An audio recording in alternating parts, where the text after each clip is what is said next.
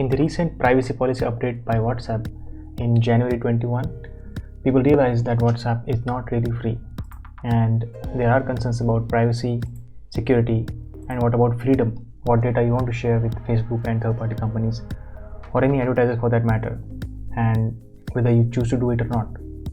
If you want the essence of the privacy policy update, I will link the video in the description below. You can go through. In this video, we are going to do a comparison of world's 3 most talked about and widely used messaging applications, WhatsApp, Telegram, and Signal. And we are going to do the comparison based on the features and security. Stay with me till the end for the final verdict. Hi, welcome back to the channel. If you're new here, my name is Shri, and on this channel we explore and learn technology in the simplest possible way. First, with the features. With WhatsApp, along with your messaging chatting features, it supports audio and video calls. It supports groups with size limit of 256. It supports group video calls up to 8 users. It supports channels. You can share files up to 16 MB file size limit. On the documents you can share up to 100 MB. It supports backup to cloud, both Google and Apple. It supports sharing location as well as sharing live locations. It supports dark mode.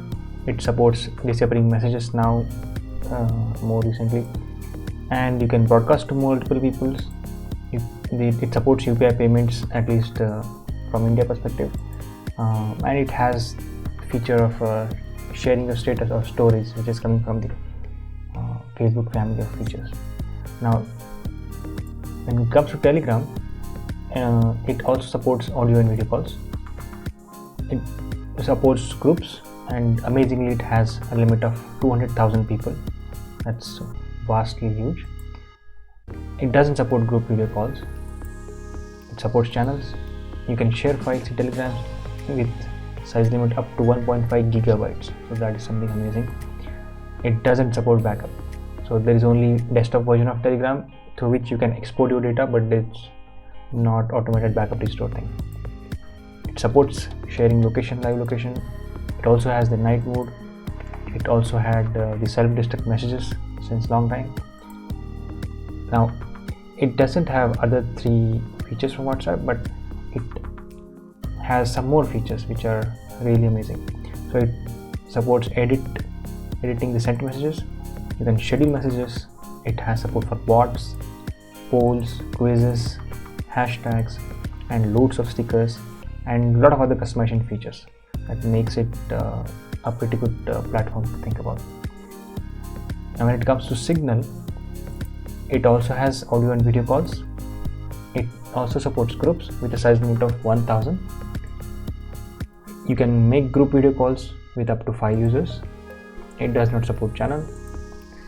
You can share files here again with size limit up to 1.5 gigabytes. That's at par with Telegram. It supports local backup with a strong paraphrase encrypted store. It supports sharing location but not live location.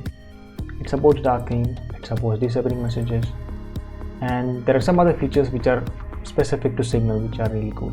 So it supports blur faces. What is blur faces?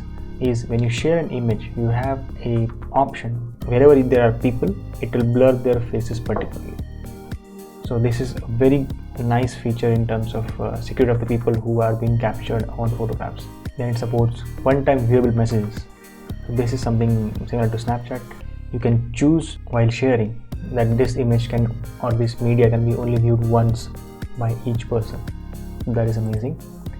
So there is a beautiful feature called Note to Self that is present in Slack, for example, but it's an enterprise tool. We won't talk about that. So this is a particular section where you can just type or send anything which is for your own references. It supports relay voice calls to its servers. So this is again a great feature in Signal. It will delay the voice quality a little bit, but it completely conceals the identity of the caller. So it's a super privacy feature. It has support for incognito keyboard. Now, mind you that when you type in any messaging platforms, when you use the keyboards inside them, they can track all the text you type, how you type it, and they can learn about you. So this can go against you. when you think from privacy perspective. But Signal has a feature that you can make it incognito keyboard, so they won't read anything whatever you are typing. It has another feature called as screen security, which can block people from taking screenshots of whatever you have been sharing with them. Now let's come to security. When it comes to WhatsApp, it supports application lock, that you can lock the application with biometric security or PIN, those sort of things. That is first level security. It also supports two-factor authentication, which most people don't use, but you can think about using it. What it means is that it's not just one way it will identify that it's you, but there are two different ways. So it can be done with the help of maybe any authenticator applications or OTPs or any those sort of things.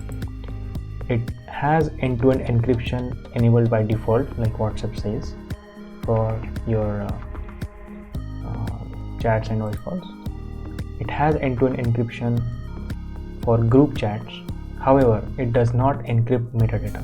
What metadata means is the data about the actual text messages, which may include the sender's phone number, recipient's phone number, date and time of the message, etc. At a first glance, it's easy to discard message metadata as it seems trivial, but using metadata, researchers can create a network that describes with whom and when an individual communicates, and they can create a behavioral profile of you that can tell a lot about you. So you don't really have to know what you're talking about. So this is one scary part. It also does not encrypt backups. This is mind-blowing, because what's the use of end-to-end encryption in your chats if the backups are not encrypted, if they're placed in clear? It uses Open Whisper Systems encryption protocol, which is a very good protocol. So that is a good point on WhatsApp. And it is owned by Facebook. So that is something which basically raises a red flag with most people with the new policy updates. So it's not just about what data, it's about whom it is going to and how much do you trust them about keeping your data really private or secure. Right. Now coming to Telegram, it also provides similar app lock features, biometric security, etc. It also provides two-factor authentication. It does provide encryption, end-to-end encryption, but not by default. So you have to create something called as secret chats, in which the communication will be end-to-end encrypted, and even Telegram won't be able to read anything from it.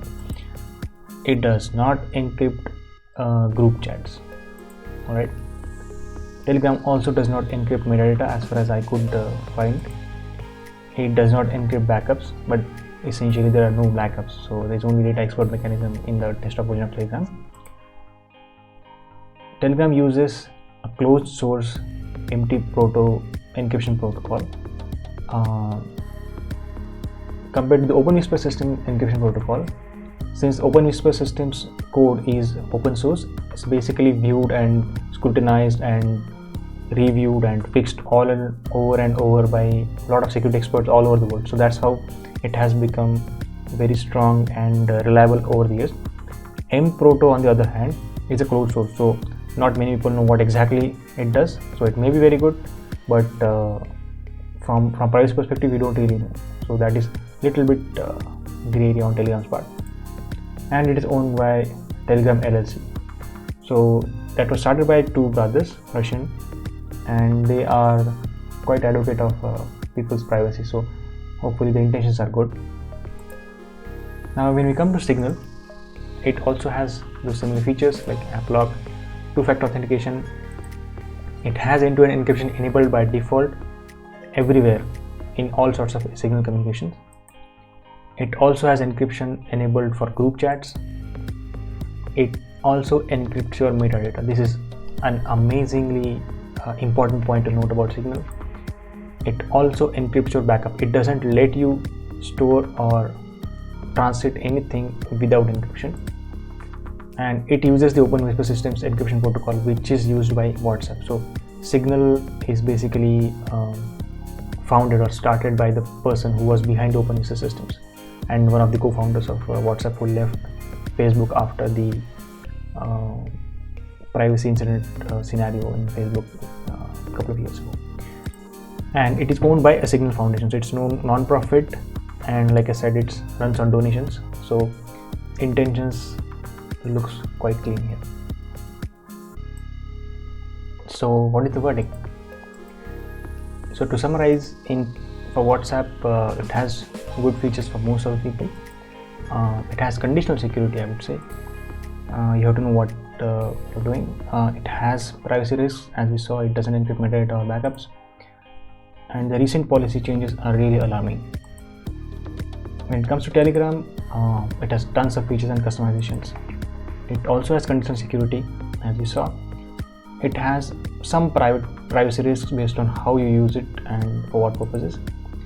And when it comes to Signal, it has good features for most. It has always enabled security, which is a very good point for Signal. It has least or almost no privacy risks as far as we could see for now. And it's used and recommended by the best of privacy advocates. So as you can see, Edward Snowden uses it. Jack Dorsey, the CEO of Twitter, uses and recommends it, and he rightly puts it is a refreshing model for how critical services should be built.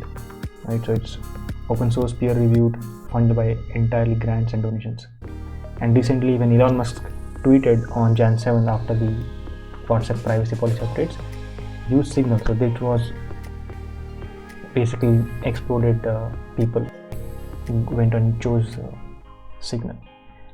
So Telegram is basically useful in terms of when you have large groups you have to manage, administrative purposes, maybe society groups or any kind of large organization or structures. It has a lot of customizations, and administrators will be pleased with the kind of freedom and power they have through it. But from personal usage perspective, all the normal people who are using WhatsApp, I think Signal is the one which you should go for next, and that is my verdict for today.